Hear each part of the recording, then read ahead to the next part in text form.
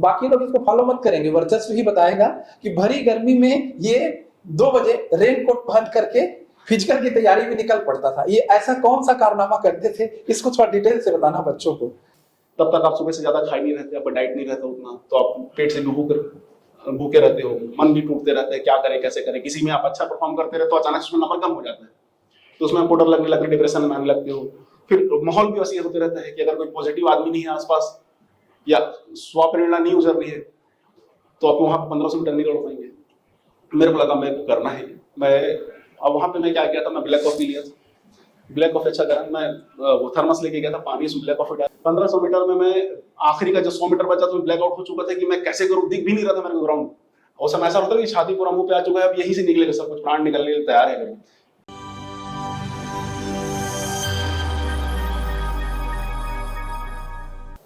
प्रिय विद्यार्थियों, सफलता जीवन में हर किसी को प्रिय लगती है। सफलता प्राप्त व्यक्ति हर किसी को आकर्षित भी करता है अपनी ओर। हम लोग आपको सफल प्रतिभागियों से मिलाते भी रहते हैं, पर मेरी इच्छा हमेशा ऐसी रहती है कि मैं ऐसे प्रतिभागियों से आपको जरूर रूबरू कराऊं, ऐसे प्रतिभागियों से आपको जरूर मिलवाऊं जिन्होंने सफलता हासिल करने में जितनी भी मानवीय क्षमताएं होती हैं उनका अतिक्रमण कर दिया हो, और मानवीय क्षमताओं का अतिक्रमण करके जिन लोगों ने सफलता हासिल की हो, ऐसे लोगों से मिलवाते हैं तो वो आपके लिए प्रेरणा का स्रोत बनते हैं। आपने कभी सुना भी होगा, किसी शायर ने कहा है, दर्द ही जब दवा बन जाए। तो मैं एक ऐसे ही व्यक्ति वर्चस्व उपाध्याय से आपका परिचय करा रहा हूँ जो एसआई की परीक्षा में सफल हुए और अभी आपके सामने ये मौजूद हैं। और इन्होंने एसआई की सफलता तक की सीढ़ियां कैसे तय की, अपनी हर असफलता को उन्होंने सफलता की सीढ़ी का एक पड़ाव, सफलता का एक स्टेप कैसे बनाया, और जूझना किसी भी लिमिट पे जाकर के कैसे कभी बंद नहीं किया, ये हम स्टेप बाय स्टेप जानेंगे। और वो हर ऐसे विद्यार्थी के लिए प्रेरणा का स्रोत बनेगा जो जीवन में कभी भी असफल होने पर निराशा महसूस करता है। इसलिए ये वीडियो भी बहुत लंबा जाएगा, बहुत ध्यान से देखिएगा। तो सबसे पहले वर्चस्व आपको बहुत बहुत बधाई, बहुत बहुत धन्यवाद सर, बहुत बहुत स्वागत। आप अपना परिचय और अपनी सफलता के बारे में संक्षिप्त में थोड़ा सा बताएं। मेरा नाम वर्चस्व उपाध्याय है, मैं बिलासपुर का रहने वाला हूँ। मैं अभी विगत सब इंस्पेक्टर का रिजल्ट आया तो उसमें मेरे को पद मिला है सब इंस्पेक्टर का।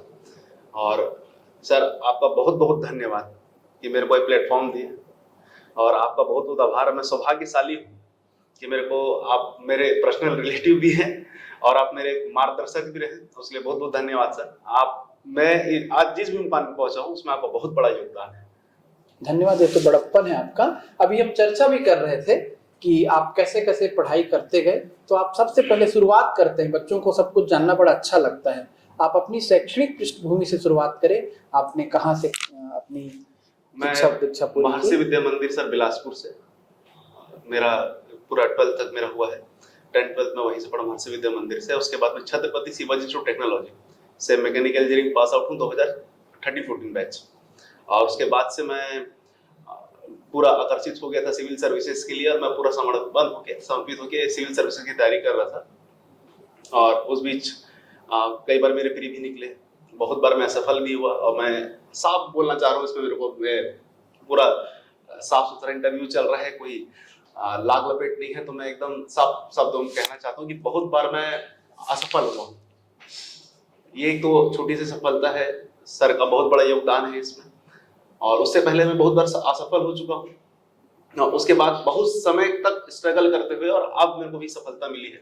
एक समय ऐसा भी दौर आया था मेरे जीवन में कि अब मैं क्या करूं, मेरे को समझ में नहीं आ रहा था। तो उस समय आप थोड़ा थोड़ा मोटिवेट करते गए, मैं भी थोड़ा सा लगे रहा। और एक ही चीज कहना चाहता हूँ अभी कि आप लगे रहें, आपको सफलता जरूर मिलेगी। बिल्कुल, आप इंजीनियर हैं, मैं आपको तो व्यक्तिगत तौर पर जानता हूँ। तो एक इंजीनियरिंग किया हुआ विद्यार्थी अचानक से प्रशासनिक सेवाओं की तरफ कैसे आकर्षित होता है? आपने कब अपने जीवन में परिवर्तन का क्षण महसूस किया कि अब आपको प्रशासन की ओर जाना चाहिए? हाँ, एक तो मेरे माता पिता जी शासकीय सेवक रहे, तो उस समय से थोड़ा लगते रहता था। लेकिन ये भी लगता था कि यार गवर्नमेंट जॉब में जाना थोड़ा सा प्रपंच है, स्ट्रगल ज्यादा है। इंजीनियरिंग करने के बाद एक आध जगह प्लेसमेंट हुआ, लेकिन जाने का मन नहीं लगा।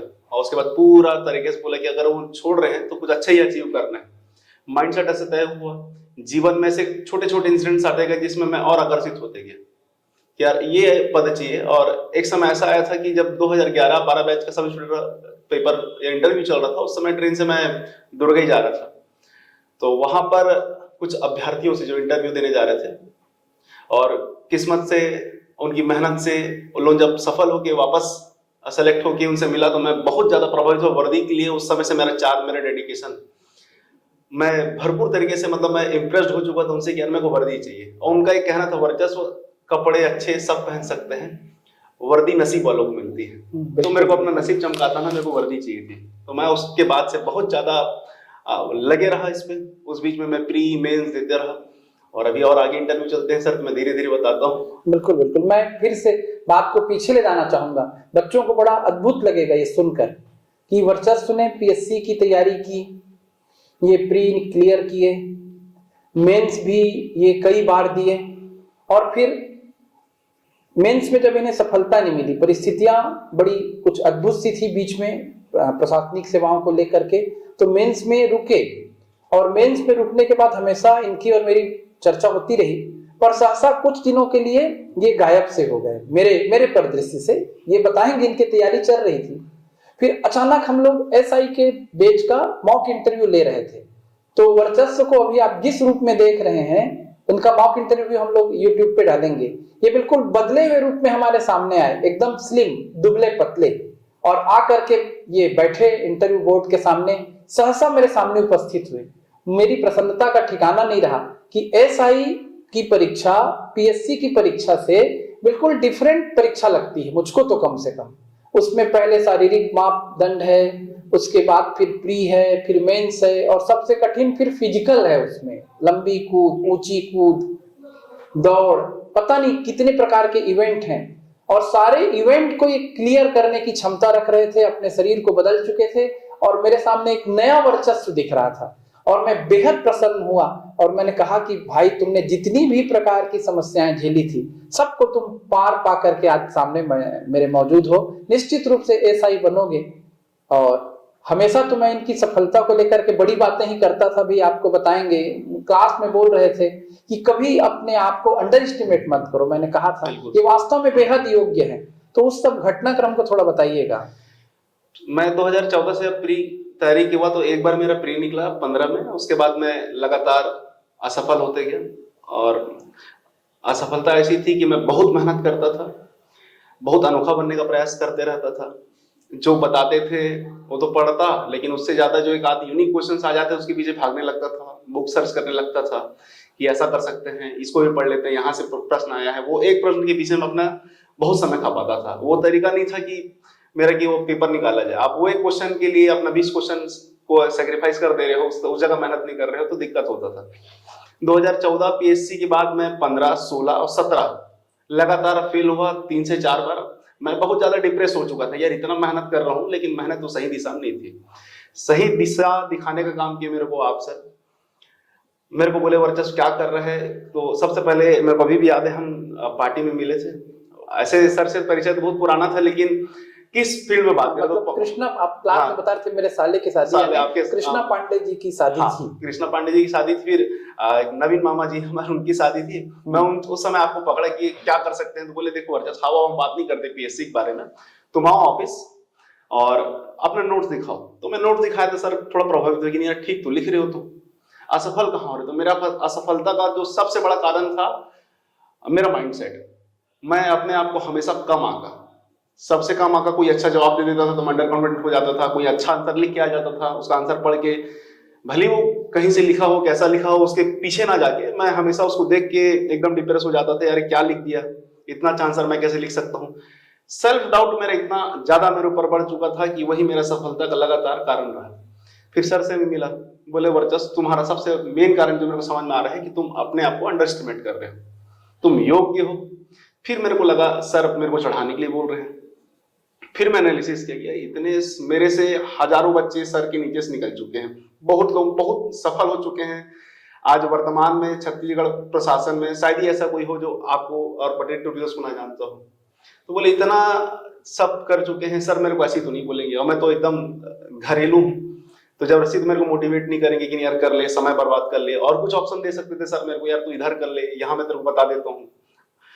तो दूसरा ऑप्शन ना देके सर मेरे को बोले तुम यार एक ही कारण है अंडर एस्टिमेट कर रहे हो करके। तो मैं बहुत समय तक सोचा इस चीज, बहुत समय तक क्या, वो फिर एक बार मैं सोच लिया कि यार सर बोल रहे हैं, मतलब अगर कोई सर बोल रहे हैं या कोई दूसरा भी मेरे को बोल रहे हैं कि यार तुम योग्य हो, तो वर्चस्व उपाध्याय तुम वर्चस्व अपने ऊपर काहे बिलीव नहीं कर पा रहे हो कि तुम योग्य नहीं हो करके। आप अपने ऊपर बिलीव, मैं उस समय के बाद से अपने ऊपर बिलीव करना चालू किया। सर ने मेरे को सीजीपीएससी प्री जहां मैं फेल हो रहा था, बहुत छोटी छोटी चीजें बताई कि यार वर्चस्व कहाँ कहाँ पे तुम मेहनत कर सकते हो और इस जगह इस पेपर को अच्छा कर लो तो तुम सही हो जाओगे। अब सर आपको याद नहीं होगा, आप बोले छत्तीसगढ़ अच्छे से कर ले, मैं छत्तीसगढ़ अच्छे से पढ़ दिया। आप बोले पॉलिटी के क्वेश्चंस आते हैं तो वो एकदम फैक्चुअल पूछ दे रहे हैं और थोड़ा बहुत एनालिसिस होता है तो आप पढ़ के उसको न्यूज़पेपर से रिलेट करके आप पढ़ लो। दूसरा बोले ज्योग्राफी और हिस्ट्री ऐसा सब्जेक्ट है जिसमें कुछ भी कर ले फैक्चुअली चीज पूछना है। सर जितना बताए उतना मैं कर लिया। उसके बाद से अभी तक मेरा मतलब वो टच, मेरा प्री फेल नहीं हुआ हूं मैं। और 2018 में ये 2018-19 में सब इंस्पेक्टर वैकेंसी आई और फिर मेरा एक ड्रीम चालू हुआ सर कि मैं यार ये वर्दी चाहिए मेरे को, 2 स्टार मेरे को बनना है कैसे भी करके। 18 फॉर्म भरे 21 में फिर आया, फिर आरक्षण के मुद्दे में कुछ समय तक ये सब चीजें अटक गई। उस समय एक बीच का पीरियड 2 साल का कोरोना का, वो जैसे ही हुआ उसके बाद फिर लगा कभी आएगी वैकेंसी, कुछ होगा, तो एक माइंड सेट रहता था पीछे। हाँ, इस बीच में मेरा रेलवे के पेपर भी निकले, आरआरबी एनटीपीसी भी मैं क्लियर किया था, लेकिन रेलवे और अदर जॉब में मेरे जाने का कभी मन ही नहीं हुआ। मेरे को मेरे back of the mind subconscious mind में यही चलता रहा कि वर्चस्व अपने आप को वर्दी में देख रहा हूं, मैं फील करता था कि मेरे को चाहिए और मैं जूझता था उसके लिए। और धीरे धीरे ऐसा हुआ कि जब ये वैकेंसी आई क्लियर हुई तो हमको 2000 ये सब इंस्पेक्टर की वैकेंसी वाले को 15 दिन पहले पता लगा 12 जनवरी यूथ डे पड़ता है, राष्ट्रीय क्या युवा दिवस पड़ता है, हाँ राष्ट्रीय युवा दिवस पड़ता है। उस दिन हमको समझ में आया कि अनाउंसमेंट हुआ कि आपका एग्जाम होना है और 12 जनवरी को पता लगा कि 29 जनवरी को प्री होना है। तो लगातार पढ़ रहे थे तो इसका फायदा यही हुआ कि प्री निकल गया। फिर मेंस के लिए हमको करीब मई 26, 27, 28 मई 29 मई तक हमारा पेपर हुआ। उसमें भी मई ऐसा ही मेंस के लिए 2022 में हमको बहुत समय तक जूझना पड़ी है कि कब पेपर होगा पता नहीं। फिर अचानक से डेट क्लियर और आरक्षण क्लियर हुआ, उसके बाद डेट पता लगा कि 15 दिन के भीतर आपका ऐसा ही मेंस होना है करके। तो आप लगातार सतत प्रयास करते जाते हो तो ऐसा कुछ भी अचानक से इंसिडेंट आ जाता है तो आप उसको टेकल कर सकते हो। आप उस समय अपने पर कॉन्फिडेंस रख सकते हो यार आप पढ़ तो रहे थे, अब पूरा फोकस है कि हाँ पढ़ना है। अब सर एक और बात बता दे रहा, मेरा प्री उस समय निकल चुका था 2022 का।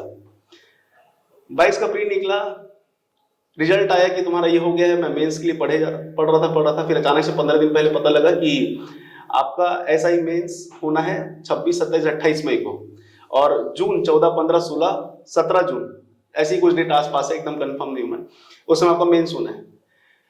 मैं फैसला लिया उस समय कि मेरे को वर्दी चाहिए, मैं डेडिकेटेड हूं। मैं पीएससी छोड़ दिया था कि मैं पीएससी मेंस नहीं पढ़ूंगा। मेरे घर में मेरे पिताजी मेरे से करीब महीना भर बहुत नाराज रहे कि तुम यार मेंस छोड़ रहे हो, दोनों दिला सकते हो। मैं पापा फोकस कोई चीज होता है, मैं फोकस करना चाहता हूँ एक चीज में। तो उसके बाद पिताजी भी, घर वाले भी, मेरा छोटा भाई भी सपोर्ट किया कि भैया चलो आपका ड्रीम है वर्दी, बहुत समय से जान रहे, कर लो आप एक बार। बिल्कुल, अभी चर्चा को फिर आगे बढ़ाएंगे। मेहनत कभी व्यर्थ नहीं जाती। हम लोग कहते हैं कि आप सब्जेक्ट की तैयारी करें और सब्जेक्ट की तैयारी कहीं न कहीं काउंट होती है। तो जैसे आप प्री पढ़ते थे, फिर हम लोगों ने आपको पटेल ट्यूटोरियल में, अभी चर्चा में आप बता ही रहे थे बच्चों के साथ, पटेल ट्यूटोरियल में आपको मेंस पढ़ने का मौका दिया। तो वहाँ आप पटेल सर, दीक्षित सर, मेरी और भी टीचर्स की क्लास अटेंड किए। तो जो मेंस की तैयारी थी वो सब इंस्पेक्टर की तैयारी में सहायक कैसे बनी? कैसे आपको टीचर्स ने विषयों का ज्ञान कराया यहाँ पर? सर मैं मेंस यहाँ पढ़ने आया था तो उसके पीछे मेरा स्वार्थ ज्यादा था। वो स्वार्थ ऐसा था कि मैं पढ़ाता था।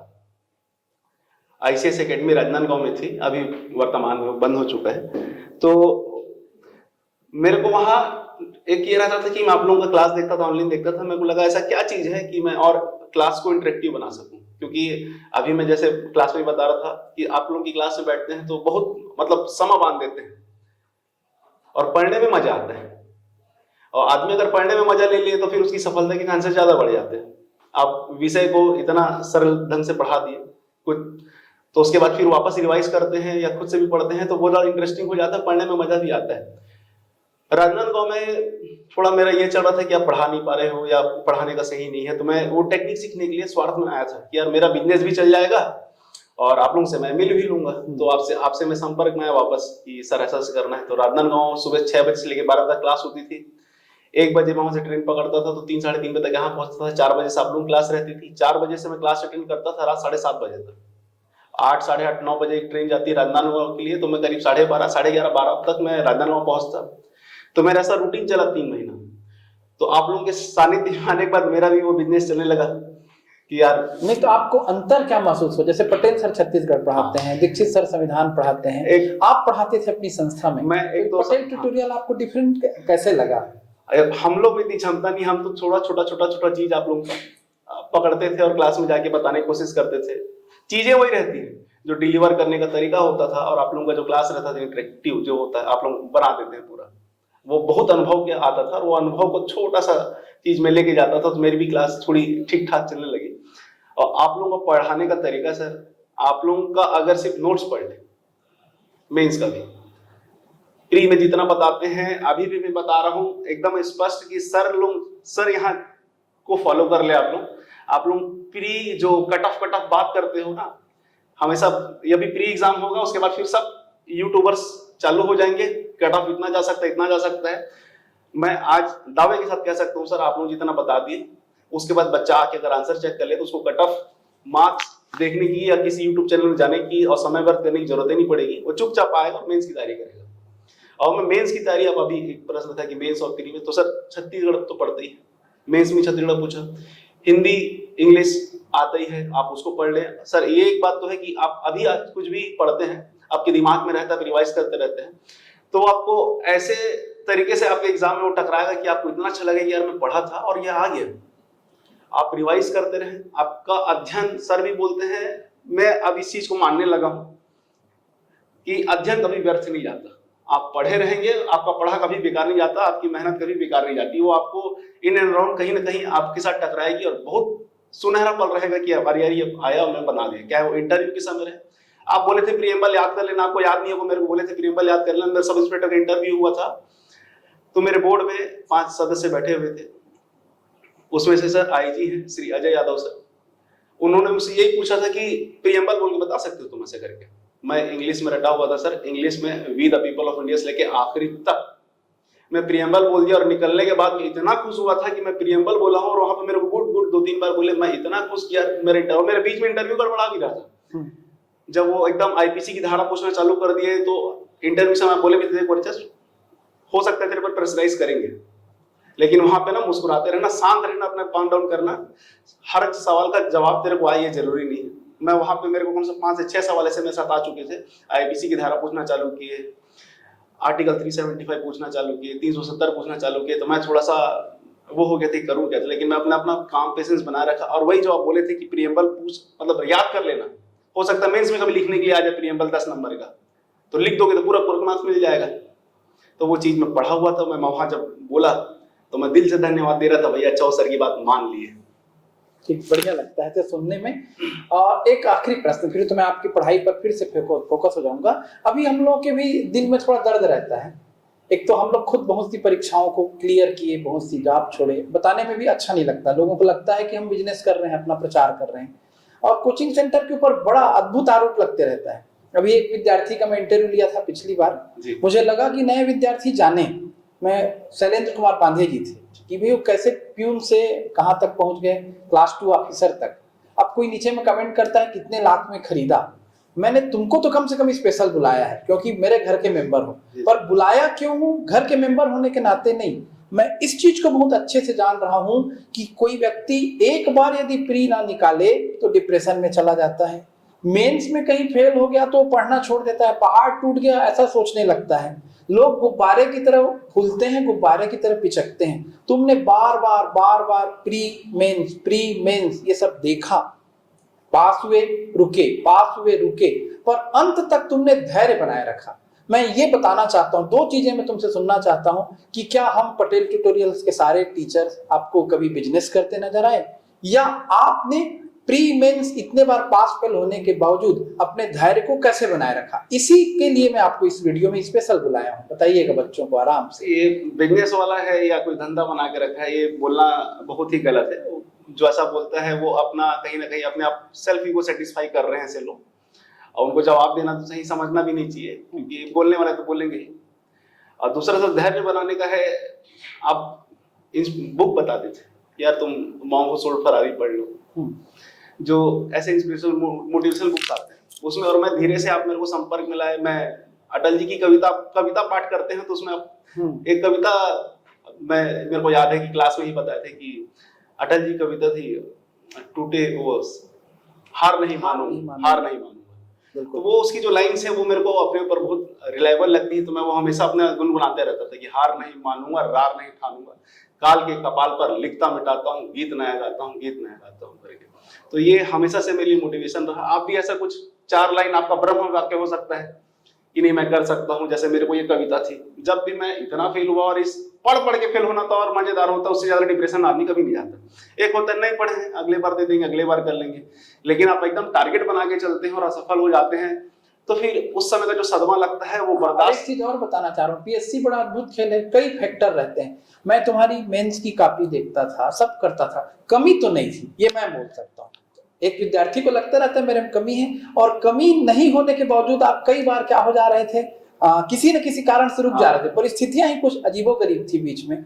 तो उसके बावजूद भी एक बार मैं फिर से तुम्हारे धैर्य की तारीफ करूंगा और दिशा को फिर ले जाऊंगा एक फिजिकल की तरफ। क्लास में अभी बताया जा रहा था तुम्हारे द्वारा कि तुम भरी गर्मी में, बाकी लोग इसको फॉलो मत करेंगे, वर्चस्व ही बताएगा कि भरी गर्मी में ये 2 बजे रेन कोट पहन करके फिजिकल की तैयारी में निकल पड़ता था। ये ऐसा कौन सा कारनामा करते थे, इसको थोड़ा डिटेल से बताना बच्चों को।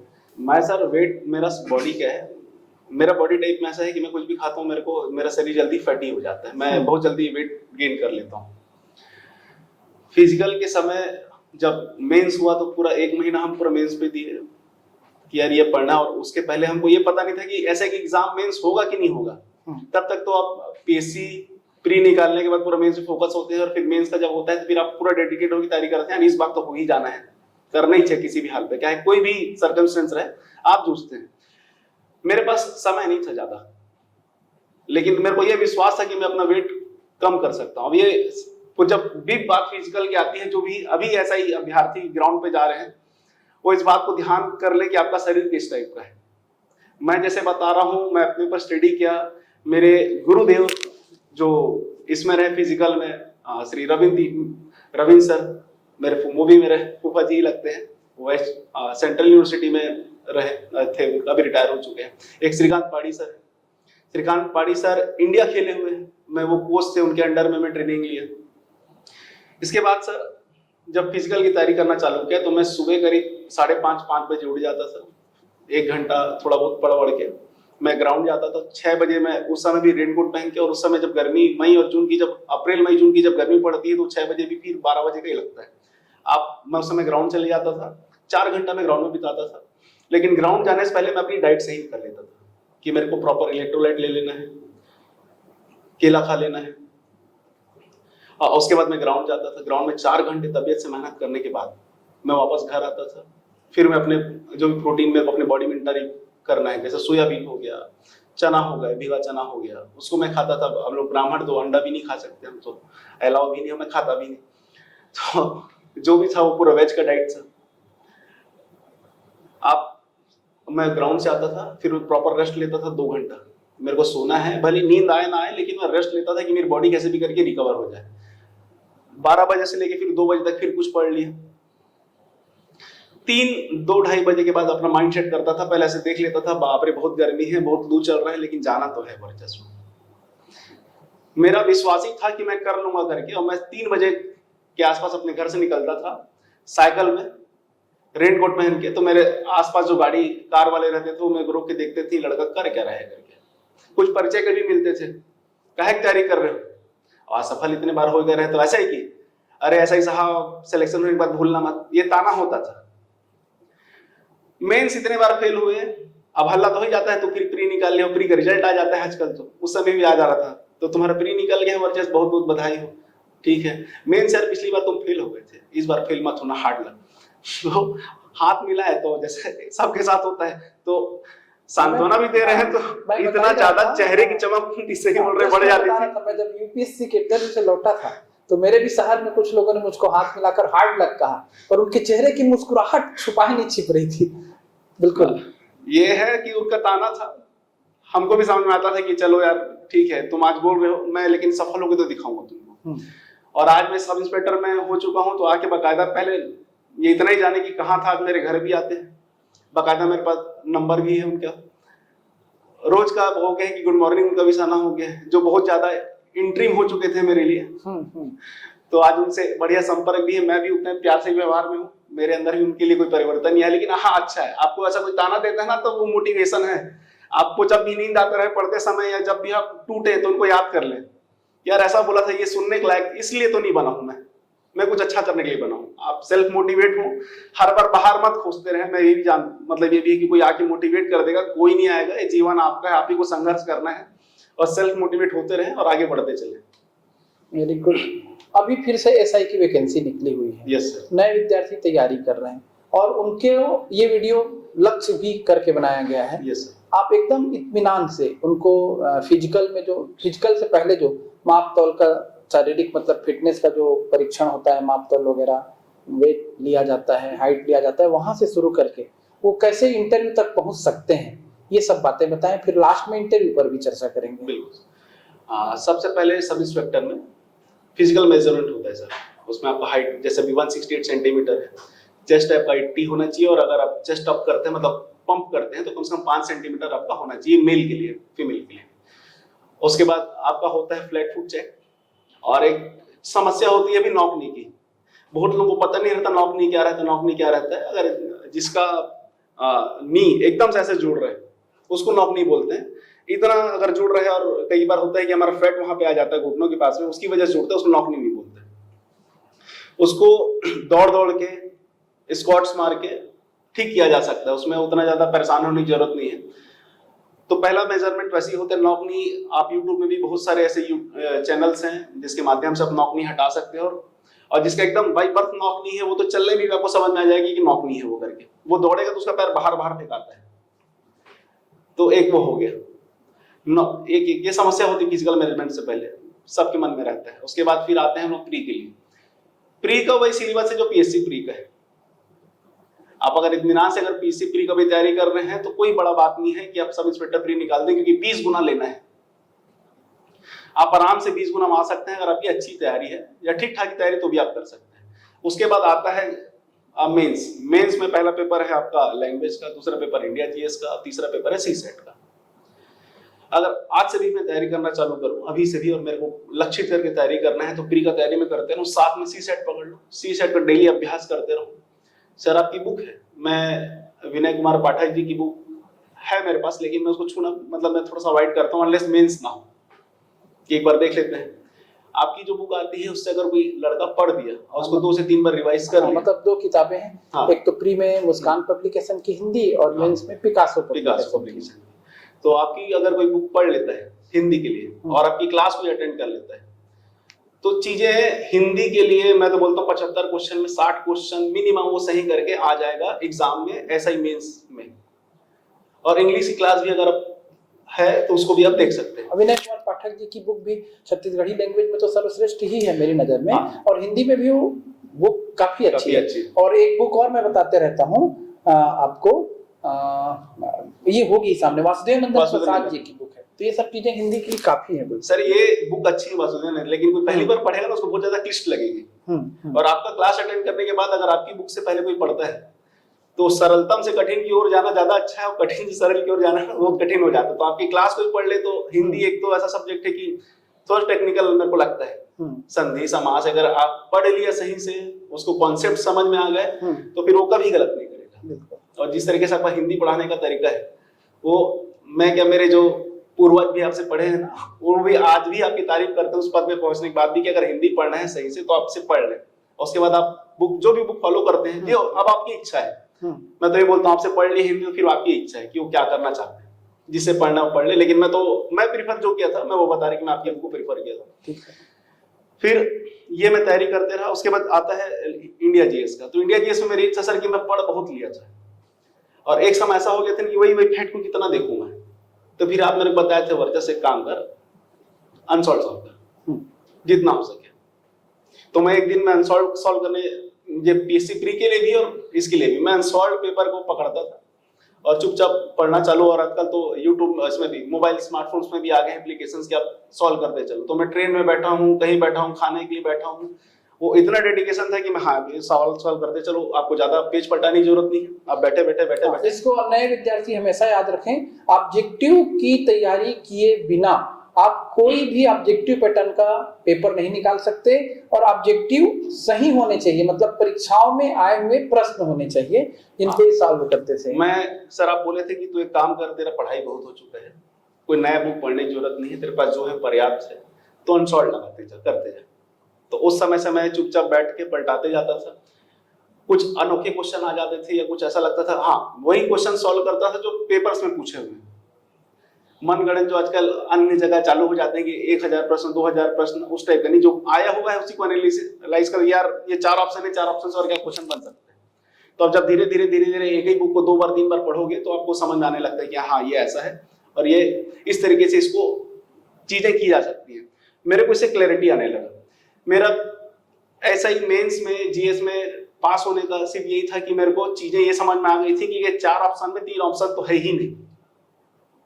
आंसर मेरे को नहीं पता रहता था, बहुत सारे प्रश्न ऐसे होते हैं जो नहीं पता रहता था, लेकिन ये अनुभव जो आप अनसॉल्व सॉल्व करते हैं, 10,000 5,000 6,000 जब अनसॉल्व सॉल्व कर लेते हैं, ऑब्जेक्टिव क्वेश्चंस लगा लेते हैं, तो फिर आपको ये समझ में आ जाता है कि 4 ऑप्शन से नहीं, 2 नहीं है, 3 तो है ही नहीं, वो एक सही है।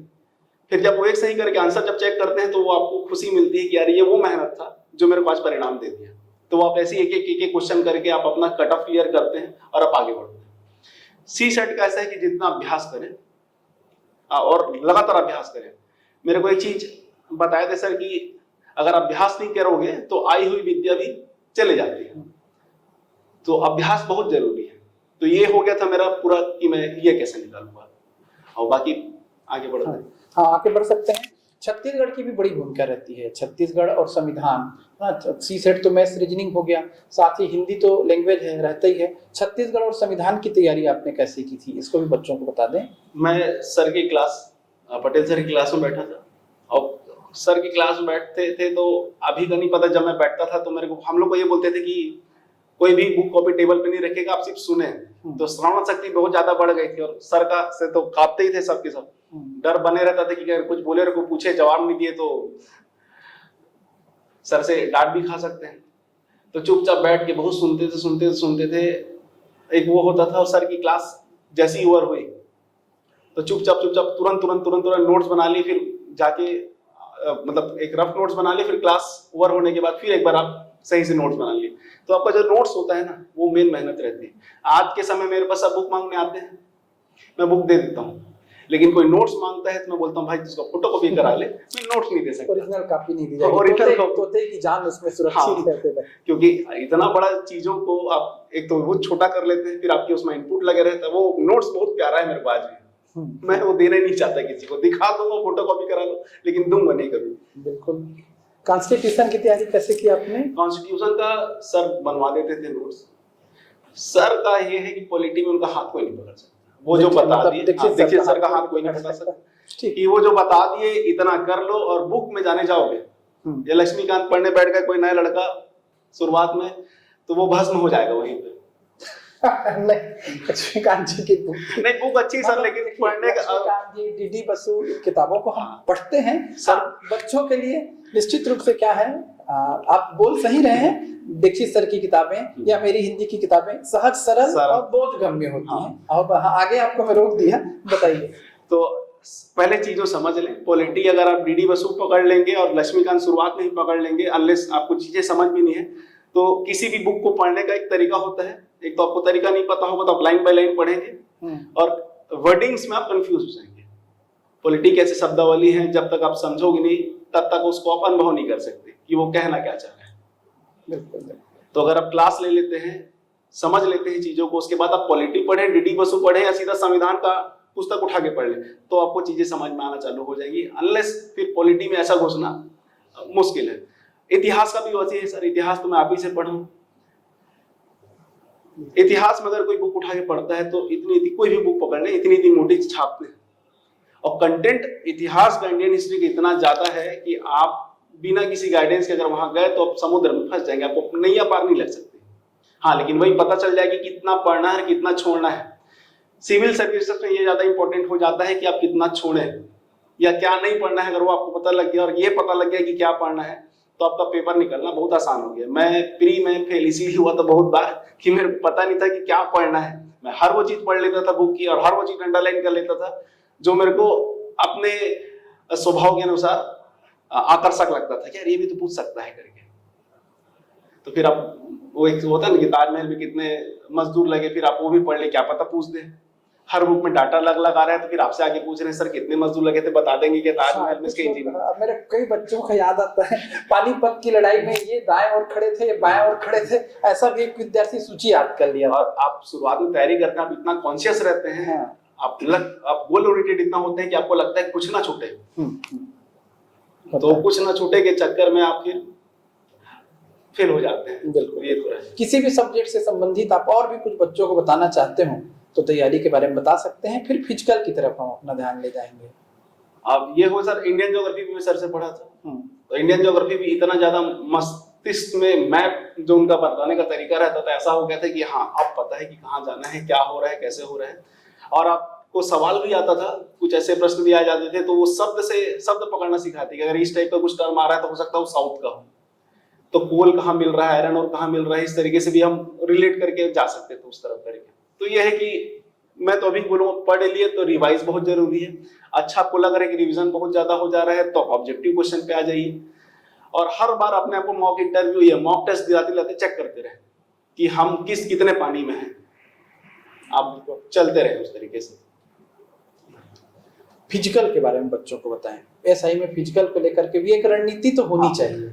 सर फिजिकल की तैयारी की रणनीति के बारे में मैं अपनी बता रहा हूँ और ये हिसाब से आप रिलेट कर सकते हैं। मेरा वेट था बहुत ज्यादा, 98 के आसपास मेरा वेट था उस समय। 98 से मेरे को ये मालूम था कि अगर मेरे को दौड़ना है और 5 इवेंट है तो 5 इवेंट में क्या क्या टारगेट कर सकता हूँ, और अगर अभी जो तैयारी कर रहे हैं उनके लिए मैं साफ साफ बता रहा हूँ। 5 इवेंट है, पहला है 100 मीटर कराते हैं, दूसरा आप हाई जंप या लॉन्ग जंप करा सकते हैं, चौथा मेरा इवेंट हुआ था शॉर्ट पुट। तो ये 3 इवेंट है जो long jump, high jump, short put, इसका श्रेणी कैसे भी हो सकते हैं, लेकिन 100 मीटर और 1500 मीटर 1500 मीटर हमेशा लास्ट में ही कराते हैं क्योंकि उसको करने के बाद कुछ बचता नहीं, जान नहीं बचती है। और जो ऐसे फिजिकल की तैयारी कर रहे हैं उनको पता है कि 1500 मीटर 5:40 में करना कितना ज्यादा कठिन है, लेकिन वो कठिन ही है, वो सतत अभ्यास से आ जाता है। और 1500 मीटर ऐसा है सर कि वो आपका सब ज्यादा मेंटल टफनेस चेक करता है। 1500 मीटर आप दौड़ लेते हैं तो एक तो बहुत लोग हमारे ग्रुप में ऐसे थे जो 1500 मीटर को पहले सरेंडर फॉर्म आता है वहां पे कि कौन दौड़ना चाहता है कौन नहीं। तो 35 का ग्रुप बना था हमारा, तो 35 लोग में से 20 लोग सरेंडर कर चुके थे फेल होने के बावजूद। मतलब ये था कि अगर वो दौड़ लेते तो पास हो जाते, 96 नंबर आ जाता है। 300 में 96 या 90 प्लस नंबर लाना जरूरी रहता है फिजिकल में। तो वहीं पे 1500 मीटर नहीं दौड़ेंगे, दौड़े नहीं सकते करके वो आउट हो चुके थे। कुछ लोग जो हिम्मत करके दौड़ गए वो पास हो गए 12 नंबर लेके, लेकिन 1500 मीटर निकालना आसान नहीं है। अब मेरा अगर अब अभी से मैं तैयारी करूं तो मैं क्या करना चाहूंगा, मेरा बॉडी वेट है तो मैं पहले उसको कम करना चाहूंगा। अब इस श्रेणी की मैं क्या करूंगा, पहले मैं अपना एंड्योरेंस जमाऊंगा सर कि मेरा स्टेमिना कितना बढ़ सकता है, मैं कितने देर तक ग्राउंड में रह सकता हूँ। तो जब मैं शुरुआत किया था तो मैं घंटा 1.5 घंटा से चालू किया था, फिर वो धीरे से 4 आवर्स तक मैं ग्राउंड में रहना सीख गया। सुबह 4 घंटा, ये सिर्फ जब फिजिकल की तैयारी करता हूँ, शाम को कम से कम 3 घंटा में ग्राउंड में रहता था। अभी कोई तैयारी कर रहे हैं तो सबसे पहले वो स्ट्रेचिंग प्रॉपर कर ले, कोई कोच हो तो उसको पकड़ ले, और ऐसे कोच को पकड़े जो थोड़ा साइंस जानते हो आपकी बॉडी का। अभी क्या हो रहा है, मैं जैसे बिलासपुर में हूं तो पुलिस ग्राउंड में, साइंस कॉलेज में नए नौसिखिया आ गए हैं जो फिजिकल की ट्रेनिंग दे रहे हैं, और लड़के उतनी ज्यादा इंजरी हो रही है। आप ये मान के चले अगर फिजिकल के समय इंजरी होती है तो जल्दी रिकवरी नहीं होता, वो बॉडी अपना प्रॉपर टाइम लेगी, क्या है कोई मेडिसिन खा ले। मेरे को ये मालूम था, मेरा फिजिकल में 156 नंबर आए थे सर, ठीक ठाक डिसेंट नंबर थे। मैं 100 मीटर अपना अच्छा किया, वो अच्छा करने के पीछे मैं क्या मेरे 100 मीटर के पीछे स्ट्रेटेजी ये थी कि मैं साइकिल चलाना चालू करूं तो मेरे लेग्स स्ट्रांग हो जाएंगे, मेरा एंड्योरेंस इससे बढ़ेगा। मैं एक दिन में मिनिमम 30 किलोमीटर साइकिल चला लेता था, वो मिनिमम था धूप में। मैं सुबह 6 बजे करीब निकलता था, तो अभी बताया सर आपको कि मैं रेनकोट पहन के निकलता था। ग्राउंड गए, फिजिकल एक्सरसाइज की, वहां कम से कम हम लोग 5 किलोमीटर। रेनकोट का राज क्या था? रेनकोट क्यों? रेनकोट पहनने के रीजन ये था सर कि उससे स्वेटिंग ज्यादा होती है, आपकी बॉडी, पसीना ज्यादा, स्वेटिंग ज्यादा होती है और बॉडी से इलेक्ट्रोलाइट भी उसमें ज्यादा निकलता है। तो आपको दुबला होना था ना। बाकी बच्चे याद रखें, वर्चस्व को फॉलो करने से पहले समझना है इन्होंने क्यों ऐसा किया, एक अलग मैटर है, और आपको कैसा करना चाहिए ये भी इनसे आप समझिए। अब जो जिनका बॉडी स्लिमिंग है वो बिल्कुल ना करें ऐसा। हाँ, नहीं तो शरीर में जितना भी इलेक्ट्रोलाइट है वो निकलेगा। मैं ये और जो मेरे बॉडी वेट के हैं, जो 80 प्लस होंगे, 90 प्लस होंगे, वो लोग पहने रेनकोट, लेकिन रेनकोट पहनने से पहले एक होता है ORS ले ले या नींबू पानी पी ले, ताकि आपके बॉडी में जितना भी सॉल्ट सोडियम है ये अगर बाहर निकलते हैं तो आप रिकवर कर सकें। जितना ज्यादा आप उस समय इलेक्ट्रोलाइट लेते हैं, आपकी बॉडी उतनी जल्दी रिकवर करती है, आपको फिर आगे बढ़ने के लिए बूस्ट होते हैं आप। तो मेरा रीजन ये था कि मेरा स्वेटिंग ज्यादा हो, पसीना ज्यादा निकले और मेरी मतलब वेट जल्दी लॉस हो मेरा। तो मेरा बहुत समय उसमें भी क्या था, रेनकोट पहनने के पीछे ये रास्ता सर, ये साइंस है उसके पीछे का। 100 मीटर दौड़ने के पीछे साइंस ये था, कई बार लोगों का हेड अप हो जाता है, दौड़ते दौड़ते वो ऐसे दौड़ते हैं, चेहरा ऊपर हो जाता है। तो मेरे जो कोच मेरे को समझाया कि यार तुम थोड़ा सा ना सर नीचे करके दौड़े करो या थोड़ा डाउन कर लो।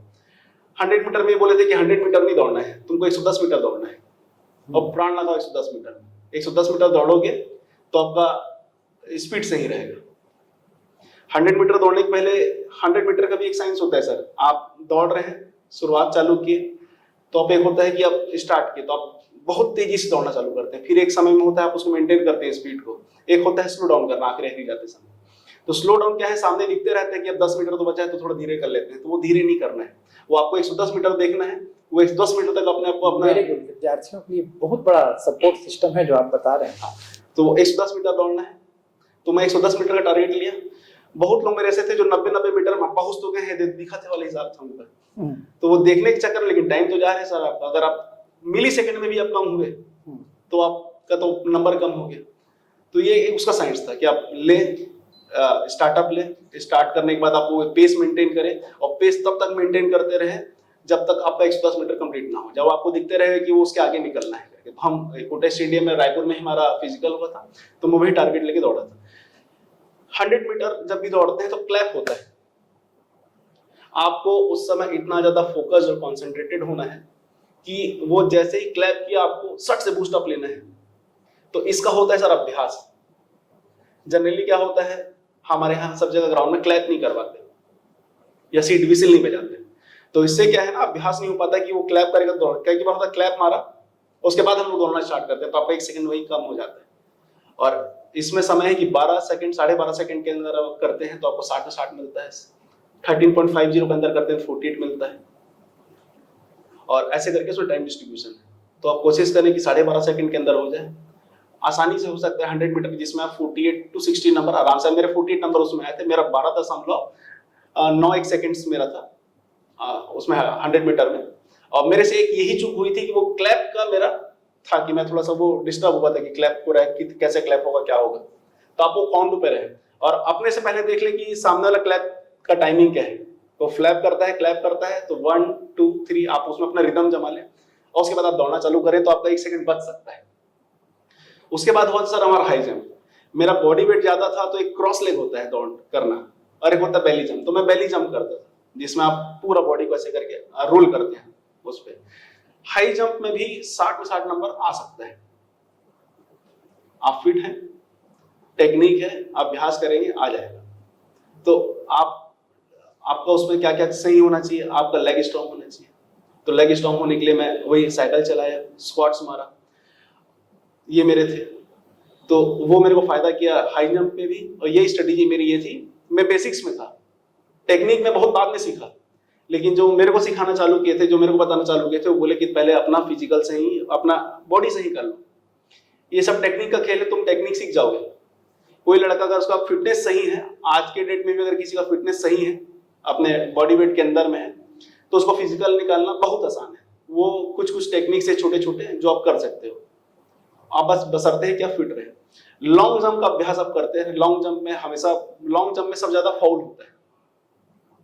एक व्हाइट कलर का टैप लगे रहता है, अगर उसमें पाँव रख के दौड़े या पाँव थोड़ा सा भी आगे हो गया, तो फिजिकल का ऐसा था कि हर जगह कैमरा लगे हुए होते हैं, आप अपना रिकॉर्डिंग भी देख सकते हैं। आपत्ति भी अगर रेस करना है तो आप हैंड रेस कर सकते हैं। ये फिजिकल है जो हम लोग को बोलते थे सब इंस्पेक्टर वाले कैसे कैसे सेलेक्ट हो चुके हैं। तो फिजिकल में इतना ज्यादा पारदर्शिता था कि जिनको जिनको भी लगा कि वहां जो बैठे वो मेजरमेंट लेने वाले हैं वो कहीं गलत ना ले रहे, तो हमारा फ्रैक्शन ऑफ सेकंड तक तोड़ तोड़ के दिखा गया कि तुम्हारा ये पाँव लगा है, तुम देख लो, तुम यहाँ फाउल हो इसलिए तुमको फाउल दिया गया है। तो ये मत सोचा कोई भी, ये मत सोचे कोई भी कि वहां कुछ ऊपर नीचे हो सकता है। शॉर्टकट खोजते रहते हैं, शॉर्टकट खोजते ऐसा रहते कुछ बता दें कि हमारा फिजिकल निकल जाए, पुलिस डिपार्टमेंट से परिचय करा दें, ये सब बेकार की बातें हैं। परिचय कितना भी हो जाए, फिजिकल के समय जो भी परिचय वाले भी थे वो भी सब ऐसे नहीं थे कि आके मिल रहे हैं आपसे, इतना ज्यादा स्ट्रिक्ट था फिजिकल और इतना ज्यादा पारदर्शिता था। कोई अय्या भैया वहां नहीं चला है कि मैं इन सर को जानता हूँ, कि मैं इनको जानता हूँ, उनको जानता हूँ।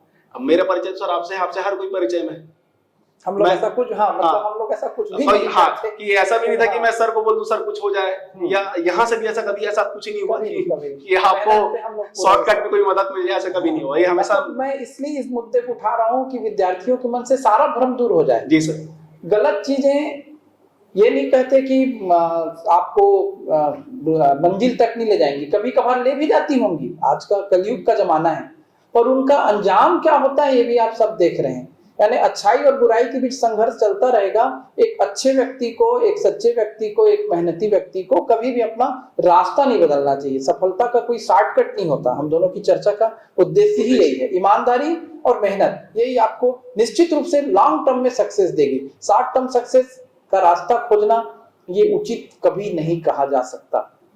आगे कीजिएगा, कंटिन्यू। अभी हो गया लॉन्ग जंप के लिए, उसमें एक ही चीज है, अभ्यास करते रहे उसमें। और long jump high jump technique है जो आपके कोच हैं जिनसे भी आप सीख रहे हैं, या आपके जो बड़े भाई अभी निकाल चुके हैं, उनसे आप मार्गदर्शन लेते रहे कि कैसे जंप लेना है, क्या टाइमिंग होनी चाहिए, रनिंग डिस्टेंस क्या होना चाहिए। कई कि हमारे यहाँ लॉन्ग जंप जब करते थे तो 60-70 मीटर से भाग के आते थे। कुछ ऐसे लड़के जिनको टेक्निक पता था वो 30 मीटर दौड़ते थे और अच्छा जंप ले लेते थे।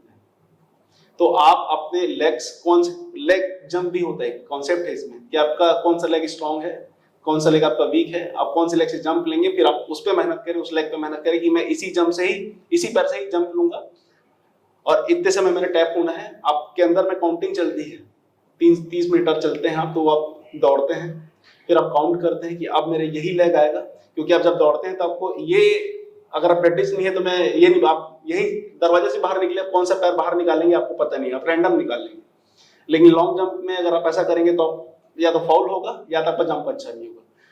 तो आप ऐसे स्टांस ले लें अपना, और इतना आपका रनअप हो जाए कि आपका वही लेग उस जगह टैप होगा जो आपका जंपिंग लेग है। तो ये चीज अभ्यास से आती है सर। ये इतना गंभीरता से आपने फिजिकल को कैसे जाना समझा? आप अपने कुछ टीचर्स का भी नाम ले रहे थे, और आपने कहाँ से इन सब चीजों को समझा, अध्ययन किया, और बता दें। सर मेरे एक, मतलब मैं बचपन से इनको जान रहा हूँ, वो बॉडी बिल्डिंग भी करे हुए हैं, उससे बहुत समय 2008 तक वो फिजिकल की ट्रेनिंग भी देते थे। सेंट्रल यूनिवर्सिटी में वो क्या होता है फिजिकल हेल्थ डिपार्टमेंट में वो HOD भी रहे हैं। फिजिकल डिपार्टमेंट जो D.Ed करवाते हैं अपन, क्या सर क्या बोलते हैं उसको, जो फिजिकल की ट्रेनिंग। समझ गया, मुझको फिजिकल इंस्ट्रक्टर। हाँ, फिजिकल इंस्ट्रक्टर तो नहीं बोलना चाहिए, वो पढ़ाते थे, वहाँ प्रोफेसर थे फिजिकल डिपार्टमेंट में ही।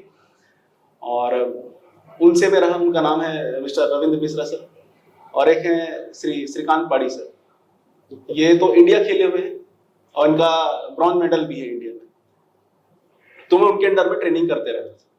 मतलब मैं लिया तो एक प्रॉपर ट्रेनर के अंदर ही मैं ट्रेनिंग किया, और आपसे भी मैं ये निवेदन करता हूँ कि एक प्रॉपर ट्रेनर जो किया हो, कराया हो, उनके अंदर ट्रेनिंग करें।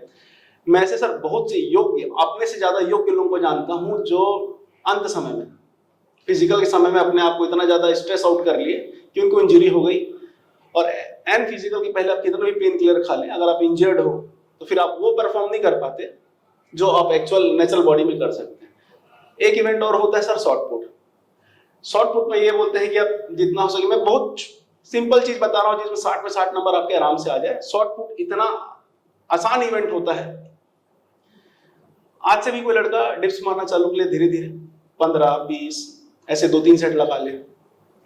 एक बार चीन अप बोलते हैं, आप वो चीन अप कर ले ग्राउंड में, ये टर्म है, उतना ही करने पे वो लड़के का 60 नंबर आ जाएगा।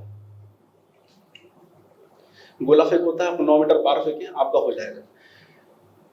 इवेंट के समय कुछ लोग इतना ज्यादा स्ट्रेस्ड हो जाते हैं कि वो शॉर्ट पुट फेंकने से पहले डिप्स मार लेते हैं बहुत ज्यादा। उससे क्या होता है, हाथ भर जाता है। मेरे साथ जो 20-35 लोगों का ग्रुप बना था, उसमें से करीब 20 लड़के ऐसे थे जो एन इवेंट के पहले बहुत ज्यादा डिप्स मार लिए ताकि पंप हो जाए। जो 30 मारता था उस दिन 50 मार लिया और हाथ भर गया सर, हाथ भर जाता है। और हाथ जब भर जाता है तो उसको खुलने के लिए कम से कम 6 से 8 मिनट 10 मिनट चाहिए रहते हैं।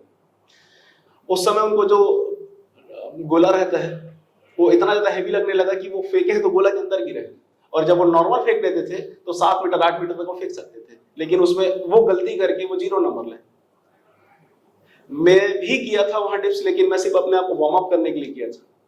मैं 50 डिप्स मार लेता था, लेकिन उस दिन मैं करीब 10 से 15 चुपचाप किया, अपने को स्ट्रेच किया और कॉन्फिडेंस रखा अपने ऊपर कि मैं इसमें 60 में 60 ले आऊंगा। 3 चांस मिलते हैं और तीनों चांस आपको एक ही बार में मिलते हैं, अलग अलग नहीं मिलेंगे कि एक बार आप फेंक लिए तो दोबारा किसी को दे मौका। वो कैमरा चलते रहेगा आपका, 3 कैमरे लगे रहते हैं सामने में। हर इवेंट में 3 से 4 कैमरा लगा हुआ है सर। आप आओगे, आपका रोल कॉल होगा, आपको गोला दिया जाएगा, आपको फेंकना है और आप डिप्स मार लिए तो आपका ना हाथ उठेगा ना कुछ उठेगा। मैं यहाँ बोलना चाहूंगा कि शॉर्ट पुट इवेंट के पहले कोई भी ऐसा मत करे कि डिप्स बहुत ज्यादा मार ले।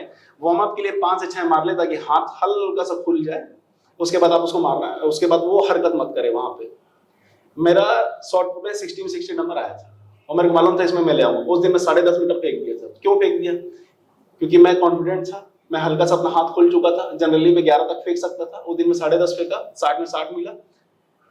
मैडम बोली वेरी गुड, आप वहां से चले गए। और शॉर्ट पुट में इवेंट जैसे घुसते हैं और कैसे निकलना है, आप पीछे से घुस रहे हैं, पीछे से निकलते हैं, सामने से नहीं निकलते, ये भी एक फॉल का होता है। आप इतना मेहनत करने के बाद जरूरी कि एक बार आप बोला उतना चलेगा, दूसरे बार में उतना जाए, तो आप वो छोटा सा फॉल मत करें। वो टेक्निक होता है, वो फॉल मत करें। आप चुपचाप इवेंट, वो 60 में 60 नंबर, मैं भी थी बोल रहा हूँ, कोई दुबला हो पतला हो कैसा भी हो, आपको उसमें 60 में 60 लाना ही है। आप वो इवेंट मान के चले। तो मैं सर उसमें ले आया था। उसके बाद हुआ था 1500 मीटर। 1500 मीटर में मेरे को ये बोला गया था सर के द्वारा कि यार तुम कॉफी पी लेना, ब्लैक कॉफी। मेरे मार्शल है उस समय थे mister Saurabh Tiwari. Sir marshal मतलब एक टीआई रैंक के अधिकारी या डीएसपी रैंक के अधिकारी की ड्यूटी लगती है जो आपको पूरा कंट्रोल करते हैं उस समय कि आप कहीं इधर उधर मत करें, आपका इवेंट सही तरीके से ऑर्गेनाइज होता रहे। 1500 मीटर दौड़ने के पहले मैं अपना माइंडसेट तैयार करता रहा कि करना है करना है करना है। मेरे को भी ऐसे जब सब लोग सरेंडर फॉर्म भर रहे थे वहां पे कि मैं इवेंट नहीं दौड़ना चाहता, अपनी सहमति देता हूँ, साइन करना है, तो जब वो फॉर्म भर रहे थे तो मेरे को भी एक समय मेरे मन में आया यार बहुत ज्यादा थकान हो गई है, अब नहीं हो पा रहा है करके, कैसे बूस्ट अप करूं अपने आप को, क्या करूं क्या सोचूं। और ऐसा लग रहा था कि यार अब हो गया, अब इतना थकान हो चुका है। जब शारीरिक रूप से आप टूटते हैं तो मानसिक रूप से भी आप थोड़ा थोड़ा टूटना चालू कर देते हैं, बस हो गया अब नहीं करना है। और 1500 मीटर तो पहाड़ होता है सर। आप जब मेन इवेंट में रहते हैं, फर्क क्या पड़ जाता है कि आप ग्राउंड जा रहे हैं अभी तो कोई एक इवेंट में प्रैक्टिस करके आएगा, आपकी वाहवाही हो गया, वापस लौटा है। लेकिन यही है ना, पूरा 7 पेपर एक साथ देना है और 5 इवेंट एक साथ करना है, तो उस समय का जो स्ट्रेस होता है वो अलग ही लेवल का रहता है। और ग्राउंड में जब आपको सुबह से 6 बजे से बुलाया जाता है और शाम को 5 बजे तक इवेंट चलता है तो आप पूरी तरीके से मानसिक रूप से टूट जा रहे थे, क्योंकि बहुत लोगों का इवेंट होना है, किसी एक इवेंट खाली होगा, ग्राउंड खाली मिलेगा, तब आपको 1500 दौड़ाया जाएगा। और लड़कियों को पहले कर देते हैं तो उनका करते करते हमारे करीब 12, 1, 2, 3 बज जाता है। तब तक आप सुबह से ज्यादा खाई नहीं रहते, आपका डाइट नहीं रहता उतना, तो आप पेट से भूखे रहते हो, मन भी टूटते रहते हैं, क्या करें कैसे करें। किसी में आप अच्छा परफॉर्म करते रहे तो अचानक उसमें नंबर कम हो जाता है, तो उसमें आपको डर लगने लगता है, डिप्रेशन में आने लगते हो। फिर माहौल भी वैसे होते रहता है कि अगर कोई पॉजिटिव आदमी नहीं है आसपास या स्वप्रेरणा नहीं गुजर रही है तो आप वहां 1500 मीटर नहीं दौड़ पाएंगे। मेरे को लगा मेरे को करना है। अब वहां पे मैं क्या किया था, मैं ब्लैक कॉफी लिया था। ब्लैक कॉफी अच्छा करा, मैं वो थर्मस लेके गया था, पानी उसमें ब्लैक कॉफी डाल, वो ना प्री वर्कआउट की तरह काम करता है ब्लैक कॉफी, आपको थोड़ा बूस्ट अप करता है अंदर से। ये साइंस है उसके पीछे 1500। अभ्यास जरूरी है उसके पीछे। ब्लैक कॉफी पी के मैं दौड़ गया ऐसा नहीं, उसके पीछे मैं मेहनत भी किया हूं बहुत ज्यादा। तो व्यक्ति दौड़ना छोड़ के रोज ब्लैक कॉफी पीना ही नहीं। और ब्लैक कॉफी बहुत ज्यादा जो पतले दुबले हैं वो भी मत ले ज्यादा, वो हल्का हल्का हल्का लेते रहे प्री वर्कआउट की तरह कि मैं ग्राउंड जा रहा हूं उससे पहले हल्का ब्लैक कॉफी ले ले, तो उससे आपकी स्वेटिंग अच्छी होगी, आप थोड़ा सा बूस्ट अप रहेंगे, आप जल्दी थकेंगे नहीं। तो मेरे को वहां यही हिदायत दी गई थी कि तू ब्लैक कॉफी पी लेना और एक केला खा लेना और फिर भी कुछ वो लग रहा है कि नहीं हो पा रहा है कुछ है, तो हल्का सा मीठा ले लें। मीठा से क्या है, मूड जल्दी से एलिवेट हो जाता है, ये साइंस है। आपका मन खराब रहे, जैसे मैं कभी ज्यादा फेल होता था तो मैं खाने निकल जाता था, मेरे को जो मतलब मेरे को अच्छा लगता था कि खा के मेरे को संतुष्टि मिलती थी, मैं सोच के मेडिटेट होके फिर वापस से मैं लग जाता था, ये मेरी आदत है। या कुछ हो तो मीठा खा लेता था मैं, चलो अच्छा मेरा मूड बूस्ट अप हो रहा है। तो मैं लेके गया था ब्लैक कॉफी, केला और हनी लेके गया था, शहद लेके गया था, उसको मैं हल्का सा पिया, शांत हुआ। उसके पहले मेरा मेहनत था सर, वो मेहनत ये था कि ब्लैक कॉफी से पहले का इतिहास ये है कि मैं 30 किलोमीटर दिन में साइकिल चलाया हूँ, 10 किलोमीटर मेरी मिनिमम एक दिन की रनिंग होती थी। 1500 मीटर निकालने के लिए कोई भी अगर आपको एथलीट रनिंग इवेंट निकालना है तो आपका कोर बहुत स्ट्रांग होना चाहिए। तो मैं अपने कोर को मतलब पेट वाला एरिया मैं बहुत ज्यादा स्ट्रांग रखा, लेग्स में साइकिल चला के एक्सरसाइज करके स्क्वाट्स मार के अच्छा कर चुका था। कोर पे मैं एकदम अंतिम मेहनत किया था कि मेरे को कैसे भी करके मेरा पेट सही हो जाए, मजबूत हो जाए, क्योंकि आदमी दौड़ता है पेट से। मैं इतना करने के बाद फिर ये जो वाला इवेंट आप ये करें, तो उसके पहले ये पुराना इतिहास, ये संघर्ष है, उस संघर्ष के बाद ये छोटा सा चीज है जो आपको वहां बूस्टअप दिया। 10 मिनट बाद मेरे को ऐसा लगा कि मैं अब ठीक हो चुका हूं। मेरा इवेंट आया, इवेंट में स्टार्ट होने के बाद हमको घड़ी नहीं मिलती वहां पे, आपको अपने हिसाब से दौड़ना है। और मेरे को ये बताया गया था कि जो सबसे ज्यादा तेज दौड़ता है उसको पकड़ के दौड़ना। पकड़ के दौड़ने के मतलब ये होता है सर किसी को कि कोई आगे निकल रहा है, आपसे तेज दौड़ रहा है, तब घड़ी नहीं है आपके पास, आप वहां पे पूछ लें। कुछ ऐसे रहते हैं, जैसे मेरे यहाँ कुछ लड़के थे जो 1500 मेरे को मालूम था, या वो खुद भी बता चुके 2-3 लोग कि मेरा 1500 मेरे 5 मिनट के अंदर टाइमिंग आता है। तो मेरे को ये लगा था कि इसको मैं पकड़ के दौड़ता हूँ, ज्यादा डिस्टेंस नहीं रखूंगा, क्योंकि अगर उसको पकड़ने के चक्कर में करूंगा तो मेरा स्टेमिना पहली राउंड में खत्म हो जाएगा, क्योंकि वो उसकी अलग प्रैक्टिस है, मेरी अलग प्रैक्टिस है। तो मेरा माइंड, मैं यहाँ पे मेरी रणनीति थी 1500 के लिए, लेकिन उसको मैं छोड़ूंगा नहीं, आंख से उजाल होने नहीं दूंगा। 20 मिनट 30 मिनट में फासला रहेगा, वो 20 मिनट 30 मिनट फासला करीब 20 सेकंड का होता है, तो इतना मैं कर लूंगा। और वो 5 मिनट बोल रहे हैं तो हो सकता है 5-10 हो, लेकिन मैं भी 5:40 के अंदर में निकाल लूंगा और उसको पकड़ूंगा। तो फिर वो एक पकड़ना होता है मानसिक रूप से कि यार इसके पाँव के हिसाब से मैं पाँव चलाते रहूंगा। तो 1500 मीटर चालू हुआ, तब तक भी मेरा मन नहीं था कि दौड़ूं मैं करके, लेकिन फिर वही मोटिवेट किया अपने आप को, यार इतने दिन तक तुम संघर्ष किए तो किस लिए। और मेरी जिंदगी ऐसी हो चुकी थी, जलेबी की तरह पूरी रोल हो चुकी थी, घूम चुकी थी। फिर मेरे को ये लगा क्यों ना 4 दिन रुक के मजा ही लिया जाए। मैं बोला अब तो दौड़ा जाए, कुछ भी हो करेंगे अपन। फिर वो स्टार्ट हुआ रेस, धीरे धीरे उसको पकड़ा, करते में 1500 मीटर में मैं आखिरी का जो 100 मीटर बचा तो ब्लैकआउट हो चुका था कि मैं कैसे करूं, दिख भी नहीं रहा था मेरे को ग्राउंड। और समय ऐसा होता है कि छाती पूरा मुंह पे आ चुका है, अब यहीं से निकलेगा सब कुछ, प्राण निकलने के लिए तैयार है। मौसम भी ऐसा था, हल्का उमस में हमारा पूरा फिजिकल हुआ था, पानी गिर रहा था, पानी गिरते में हो रहा था। लगता अच्छा पानी गिरता है, लेकिन जब आपके पास फ्रेश एयर ब्रीथ करने के लिए रहती है तो आपको सफोकेशन भी बहुत जल्दी होता है।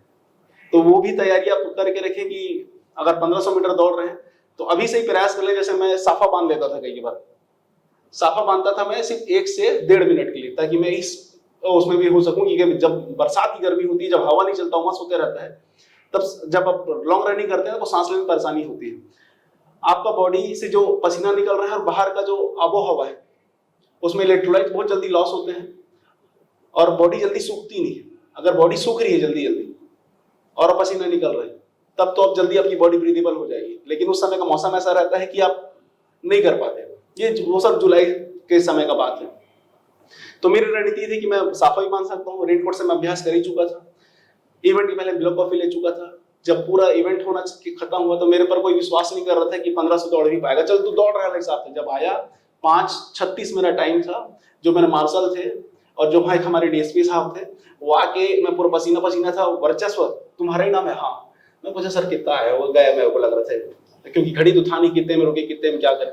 जब वो आए तो मेरे से हाथ मिला और एक सर तो मेरे से गले मिलाए, जो आरक्षक हमारे साथ 3 आरक्षक लगे हुए थे, वो आके हाथ मिलाए, सर कहा दौड़े हंसते हैं, मतलब विश्वास नहीं होता रही कितना ऐसे करे हंस करके। मैं बोला चलो भाई भगवान की। मैं अभी भी रोमांच महसूस कर रहा हूँ। लोग बोलते हैं ना किसी कार्यक्रम में रोंगटे खड़े हो जाना, गूज बम क्या क्या बोलते रहते हैं। तो किसी के संघर्ष को सुनोगे तो जो अंदर में भाव आता है, आंखें नम होना, ये सब भाव आ रहे हैं। सफलता यही सब बच्चों को प्रेरणा देगी, इसीलिए मैं तुमको बुलाया भी था और वो सफल रहा मेरा उद्देश्य। एक बार फिर से बधाई देता हूँ सर।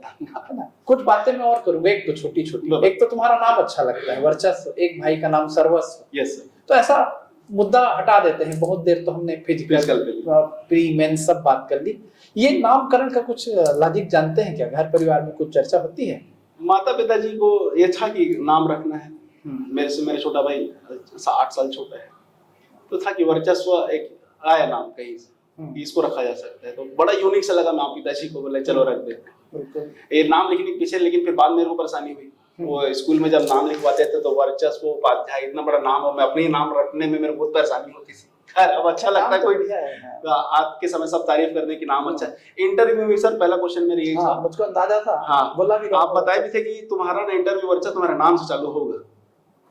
और इंटरव्यू सर मेरा करीब 13 से 14 मिनट गया था इंटरव्यू। और सब इंस्पेक्टर का इंटरव्यू जनरली किसी को 2 मिनट में आउट कर दे रहे हैं, 3 मिनट में आउट कर दे रहे हैं, 4 मिनट में आउट कर दे रहे हैं। इंटरव्यू में जैसा मेरे को आपसे मार्गदर्शन था, मैं पर्सनल भी आपसे मिला था, मैं इसमें कोई संकोच नहीं करूंगा कि मैं आपसे पर्सनल बातचीत भी कर लेता था कि मेरा इंटरव्यू ऐसा था, मैं ऐसा बात हुआ, ये प्रश्न पूछे। इंटरव्यू से पहले भी डिस्कशन बहुत हुआ था। मैं सर इंटरव्यू हमको यह कैंप बुलाया गया सर, माना कैंप में, वहाँ इंटरव्यू हुआ हमारा। तो इंटरव्यू से पहले ऐसा था कि बहुत लोग, करीब 60 लोग थे।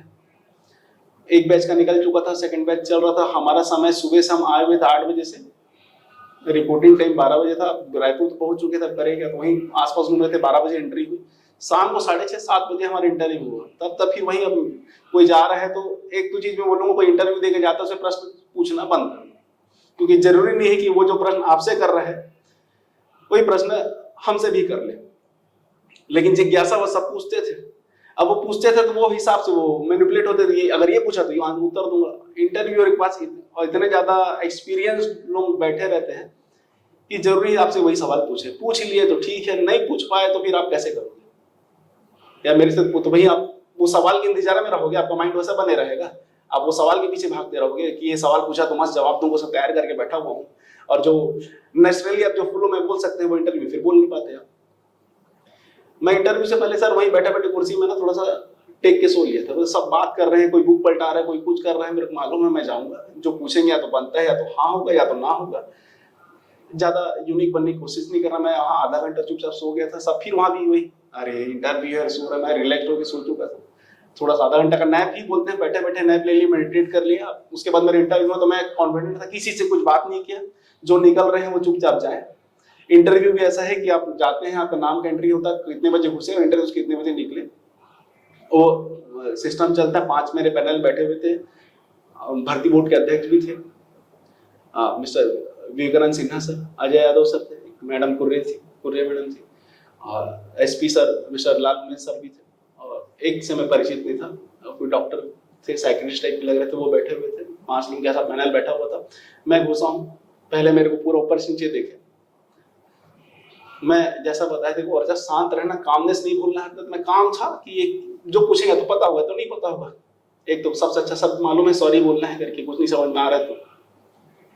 और इंटरव्यू सर ऐसे भी हैं जिनको 4 मिनट 5 मिनट में आए हैं, जो बहुत ज्यादा डिप्रेशन में तो नहीं बोलना चाहिए, घबरा रहे थे कि यार हमसे तो इतना ही पूछे और मैं बहुत सारा शब्द का जवाब दे दिया सॉरी। लेकिन मेरे को मालूम था कि ये सॉरी भी बोलेंगे, बहुत कॉन्फिडेंट बोलेंगे। आपका वहाँ कॉन्फिडेंस चेक किया जाता है, हर सवाल का जवाब आपको नहीं पता है, ये भी आप मेरे को बता चुके थे। तुमसे जरूरी नहीं कि तुम पूरा ब्रह्मांड को जानो और सब कुछ बता दो। मेरे इंटरव्यू चालू हुआ मेरे नाम से, ये मेरे को बता चुके थे, मेरे नाम का मतलब मेरे को पता था। और ये भी बोले थे कि ये भी याद है कि अच्छा बोलना है, अनोखा मत बनना। वहां जाके अपने नाम का परिचय तुम तो बता रहे हो विराट रूप से कि आपका नाम, मेरा वर्चस्व नाम है, इसका मतलब ये होता है। एक लाइन में बोले थे वर्चस्व मतलब होता है अधिकार। आप जाए, इतना ही बोले। मैं, मेरे से पहला सवाल यही पूछा गया, बैठा है, विश किया सबको, मैं प्रॉपर वहां बैठा। मैं वर्चस्व का मतलब क्या होता है, वहां से सवाल का जवाब, मतलब पहला प्रश्न नहीं था, उसका जवाब वही दिया। कुछ फ्रैक्शन ऑफ सेकंड वो सोचे हाँ यही होता है। और फिर उसके बाद फिर मेरे से पूछे, मेरे मैकेनिकल इंजीनियरिंग के बारे में क्वेश्चन हुआ। मेरा मॉक इंटरव्यू में भी था, उसके बाद से मैं निकलने में पूछा था सर, मैं पढ़े बहुत समय हो गया मैकेनिकल इंजीनियरिंग, और सिलेबस ऐसे क्या था, उसमें पढ़ने जाऊंगा तो सब कुछ मैं खत्म हो जाऊंगा करके। तो आप बोले थे पहले ही वहां पे मना कर देना, इंप्रेशन अच्छा हो बुरा हो, लेकिन बात का इंटरव्यू तुम्हारा सही हो जाएगा, क्योंकि बात का हो सकता है तुमको मालूम हो, इंजीनियरिंग का तुमको उतना ज्यादा भी ज्ञान नहीं है। तो मैं चुपचाप सर वहीं पे मेरे से इंजीनियरिंग के बारे में, कुछ ऑटोमेटेड इंजीनियरिंग के बारे में पूछना चालू किए। मेरे को सवाल का जवाब मालूम था, लेकिन ये भी मालूम था अगर इसका जवाब मैं दे दिया तो इन लोग मेरे को फंसा देंगे आगे में। तो सवाल, मेरी रणनीति थी कि सवाल का जवाब पता होते हुए मैं सॉरी बोला, सर इंजीनियरिंग के बारे में उतना मेरे को भी जब समय हो गया तो मैं उतना अच्छे से जवाब नहीं दे पाऊंगा, आई एम सॉरी सर करके। तो एक छोटा सा कमेंट भी उठा रहा, कैसे कर रहे हो यार करके। मैं बोला ठीक है। अगला जब संविधान में आए तो संविधान में एडवोकेट जनरल पूछे, सुप्रीम कोर्ट पूछे, ये और कुछ आईपीसी की धारा पूछना चालू किए। तो फिर मेरे पास जब तक पॉलिटी में था तब तक मैं सही था, मेरे से फिर मेरा पूछे कि आप तुम स्ट्रेस मैनेजमेंट कैसे करते हो, तो मैं वहाँ ये भी बताया था कि सर मैं जनरल लिख लेता हूँ। अगर हमारे पर्सनल जीवन से बहुत से किस्से, हादसे, इंसिडेंट होते रहते हैं जो आप किसी और शेयर नहीं कर सकते, तो मैं वो चीज जनरल में लिखता था। एक छोटा सा ऐसी पेन A4 साइज का पेपर लेता, उसमें चुपचाप जो शब्द आ रहे हैं, जैसा मन में आ रहा है चुपचाप लिखता था, मोड़ता था, जला देता था, फेंक देता था। मेरे को उससे रिलैक्स हो जाता था। मैं सर के सामने भी बोला, सर मैं बुक्स पढ़ लेता हूँ, मैं ग्राउंड पे समय व्यतीत कर लेता हूँ, मेरे को ग्राउंड में पसीना बहाना बहुत पसंद है, मेरे को बहुत रिलैक्स लगता है चीजें। तो वो सब चीजें जो व्यवहारिक है, जो मैं किया हूँ वही बताया वहां पे मैं, ताकि क्रॉस क्वेश्चन हो तो मैं जूझ सकूं उससे। मेरे हॉबी के बारे में पूछे कि कबड्डी खेलते हो, तो कबड्डी के बारे में थोड़ा सा पूछे। फिर ये तक तो इंटरव्यू बहुत सही जा रहा था, स्ट्रेस मैनेजमेंट तक हुआ था, जो जवाब दी उसमें 3-4 बार गुड आ चुका था आंसर। उसके बाद जब आईपीसी पूछना चालू किए, डोमेस्टिक वायलेंस प्रोटेक्शन एक्ट, क्या क्या धाराएं होती है बताओ सर। फौरी तौर पर नॉलेज थी, एक आध धारा बताया, धारा के बाद और पूछना चालू कर दिया उसके अंदर में। अब वो तो स्निग्ध है, वो तो उस डिपार्टमेंट में है, और मैं डोमेस्टिक वायलेंस प्रोटेक्शन एक्ट पढ़ के गया था पीएससी में पेपर 7 के हिसाब से। दीक्षित सर की बात आपको याद आई होंगी वहां। हाँ, कुछ चीजें बहुत बता पाया, लेकिन जो एकदम टेक्निकल पूछ रहे थे वो मेरे से हो ही नहीं पाया कि कैसे होता है, क्या होता है। तो वहां से मैं 3-4 सवाल को सॉरी किया, बोले वर्चस्व तुम कुछ बता ही नहीं पा रहे हो यार, ऐसा कैसे चलेगा। तो फिर दूसरे सर भी बोला, हाँ तुम अभी तक किसी सवाल का जवाब नहीं दे पाए हो यार, एक ठो भी अच्छा जवाब नहीं मिल पाया है। फिर मैं सोचा इतना देर से तो सही चल रहा है, गुड भी बोले, फिर ये अचानक से कैसे चढ़ रहे हैं करके। फिर मेरे को आपकी बात याद है कि वर्चस्व कामनेस नहीं छोड़ना है वहां पे। तो मैं चुपचाप ठीक है सॉरी सर, मैं फिर प्रयास करता हूँ करके फिर संविधान में लाए। और वो संविधान में फिर एक आध प्रश्न पूछे संविधान में, उसके बाद मेरे से पूछे कि वर्चस्व प्रियम्बल बता सकते हो। तब मैं बोला प्रियम्बल तो बता दूंगा सर, कॉन्फिडेंस से। फिर we the people of India से लेके आखिरी तक सब पूरा मैं वहां पे एक्सप्लेन किया, मतलब रटाता हुआ था। तो मैं निकलने के बाद तो मेरे को जी हाय लगा। फिर वही दिन याद आया 2017-18 का, जब आप मेरे को बोले थे कि क्या पता कभी पूछ दिया तो डायरेक्ट क्वेश्चन तुमको 10 नंबर मिल जाएगा, कहां से काटेगा नंबर का, प्रियम्बल को लिख देगा तेरे को। हालांकि आज तक प्रियम्बल पूछा नहीं है, लेकिन वो मेहनत सर मेरी काम आ गई वहां पे। और जब मैं इंटरव्यू से वापस वेस्ट करके उठा तो मेरे को एक ही सब विवेकानंद सर बोले थे गुड। तब फिर मेरा जी निकलने के बाद हाय लगा कि यार अब लग रहा है सही हो गया है, ठीक नंबर मिल गया, 60 नंबर मिले मेरे को इंटरव्यू में। तो मैं खुश था। मेरे इंटरव्यू तो मेरे को लगा गया, लेकिन आखिर का जब ये हुआ तो फिर वो एक तो ईश्वरी कृपा टाइप लगी कि चल भैया बात मान लिए सर की उस समय, और जो रट लिए थे वो काम आ गया जैसे। तो आपकी सफलता का एक पूरा यात्रा विद्यार्थियों को इससे सुनने जानने को मिलेगा। घर परिवार अपने से जुड़े किसी भी और व्यक्ति को आप याद करना चाहते हो, एक धन्यवाद कृतज्ञता व्यक्त करना चाहते हो, ये सब आपका एक अवसर है, आप बता सकते हैं, फिर इंटरव्यू को रोकेंगे। सर मैं अपने पिताजी श्री जनार्दन प्रसाद उपाध्याय, माता श्रीमती उषा उपाध्याय और मेरा भाई सर्वस्व उपाध्याय, और उनके लिए तो मैं हमेशा कृतज्ञ हूँ, बहुत बहुत आभार। और मैं सौभाग्य मानता हूँ कि मेरे को इतने असफलता के बावजूद अब तक मेरे को सपोर्ट किए मेरे माँ बाप। ये तो इतना ज्यादा स्ट्रगल के बाद कोई भी हो बाहर का या मतलब घर में भी थोड़ा सा हो जाता है, लेकिन मेरे को कभी भी मेरे वीक टाइम में मेरा ये साथ नहीं छोड़े, हमेशा मेरे को मोटिवेट करते रहे। और उन्हीं का ही है नतीजा सर। मैं अभी बता रहा हूँ, जब फिजिकल से आता था तो चलने लायक नहीं रहती थी हमारा ना। मैं अपने छोटे भाई बोलता था यार शिबू मालिश वालिश कर देते तो थोड़ा ठीक हो जाता है यार करके, तो वो सर मेरे साथ लगे रहता, आधा घंटा स्ट्रेचिंग करता था, मेरे इष्ट मत आके मेरे स्ट्रेचिंग करवा लेता था। मैं ग्राउंड से आता था तो मेरी मालिश कर देता था। बहुत बढ़िया। तो जो वापस रिकवरी का जो मेरा फिजिकल में बहुत जल्दी रिकवरी हुआ, जब वापस ग्राउंड में जब जाता था तो मेरे जो साथ वाले हैं वो मेरे से भी थोड़ा सा मोटिवेट हो जाते थे, ऐसा लगता था मेरे को कि भैया वापस आ गए। और भाई का मतलब सहयोग और प्रेम भी आप बता रहे हैं, परिवार के लोगों को सबको इससे प्रेरणा मिलती है। और मैं सर बहुत ज्यादा मतलब अपने को धन्य मानता हूँ कि मैं ऐसे परिवार में जन्म लिया और आपके भी कुनबे से मैं जुड़ सका। कहीं ना कहीं आपका मार्गदर्शन रहा मेरे लाइफ में। मैं सबसे ज्यादा डिप्रेस्ड था, जब कुछ समझ में नहीं आता था मेरे को आप मिले।